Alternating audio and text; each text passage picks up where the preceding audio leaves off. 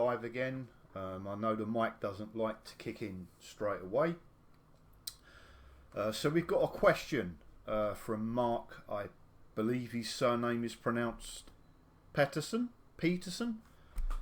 Thanks for the question, Mark. And I'm sorry, it's kind of my bad. It's very difficult trying to explain sort of all the history in one video. So please bear with me, mate. To answer your question, is it really a Morales then? Were they all rejected? Was this just like a blank? What was the history there? Well, I did miss a couple of things in both videos. Like I said, I'm sorry about that. It's a lot to try and cover as quickly as possible. I know people are not very patient. I'm not pointing fingers at you, Mark, but I really appreciate your question because it has reminded me that I did miss something in yesterday's videos. If we look at a picture I was supposed to show, this is how the Dropout originally looked. Now, what you can see me pointing at here is not rash. It's where the powder coat has started to break away. So here you can see just how thick the original powder coat was, okay? Especially here on the Dropout, you can see it here. Like I said, it was about 1 millimetre thick. I have never seen anything like it in my entire life. So basically, I also missed out some photographs in the deep dive restoration video where I missed out completely day one of stripping off the finish. So here's a picture from day one. Now, as you can make out there, the frame was very clearly black. And it wasn't gloss black, it was satin black. And then it had been spray bombed in orange over the top of that. So what you can see here is remnants of that powder coat, because even my industrial illegal stripper that I used to take this finish off with could not get it all off in, you know, what I consider a reasonable time. So I had spent at this point about 3 hours with a wire brush and a pot of this stripper taking the finish off. And then I got to the rest on the second day because I just needed a break from it because it's very repetitive. So yeah, it's obviously some kind of satin powder coat. It's not gloss, and you can see very clearly how clean this frame is. What I mean by that is, like, the colour of the metal, it's got no rust on it where it had been powder coated. It's clearly been prepared for this powder coat. Therefore, in my opinion, of course, it's, you know, nobody's got the complete answers, but I can get onto that.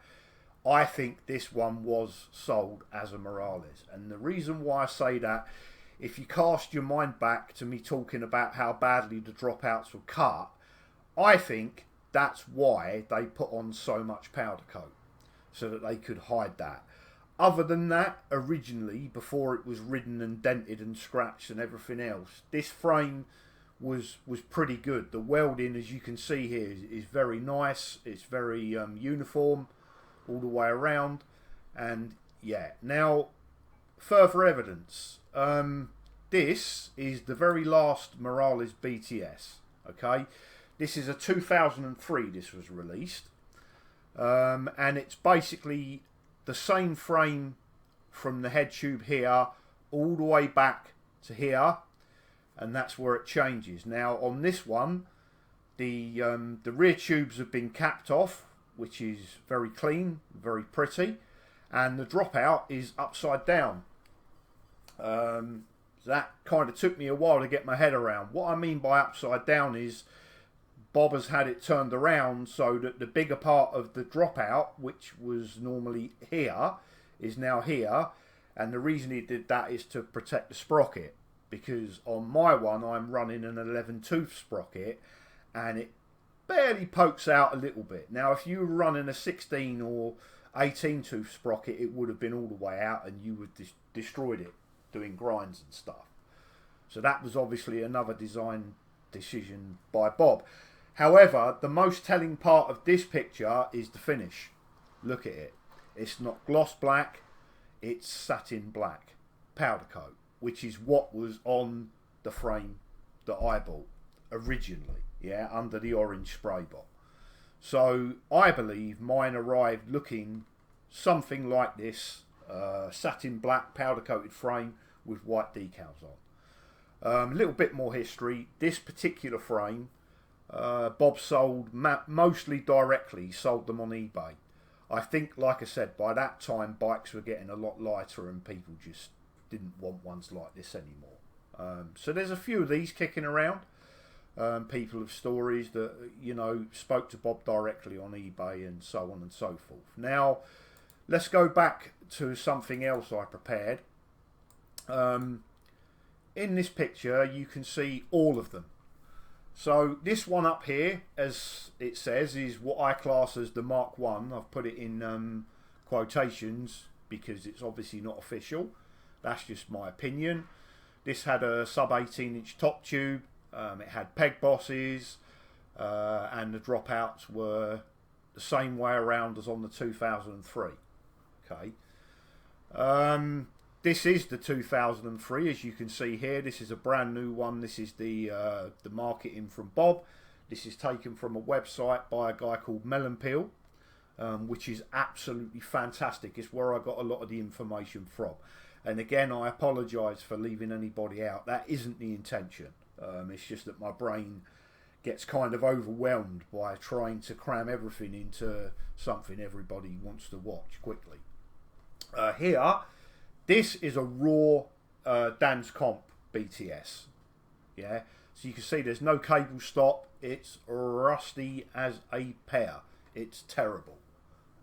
This is what happened to them if you didn't, you know, clean them up and paint them.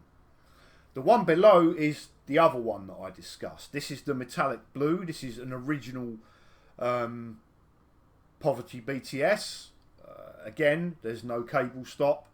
This was one of the frames that Dan's Comp bought and actually finished. I don't know. They might have even painted it in a parking lot. I really don't know. And then these are the decals that they've obviously cut with a plotter and put them on. And this was the big tough street. Now again, if you look at mine, if you look at the back end of mine where I haven't dressed it or ground on it to remove anything, you can see how clean that metal is. It's also got a factory welded cable stop. So really the only thing I could grumble about on mine, without the dents and the rust and the horrible spray bomb and everything else that's related to 20 years of use, was the dropouts, which I ground up myself. Obviously whoever finished this frame got around that by putting a lot of powder coat in there.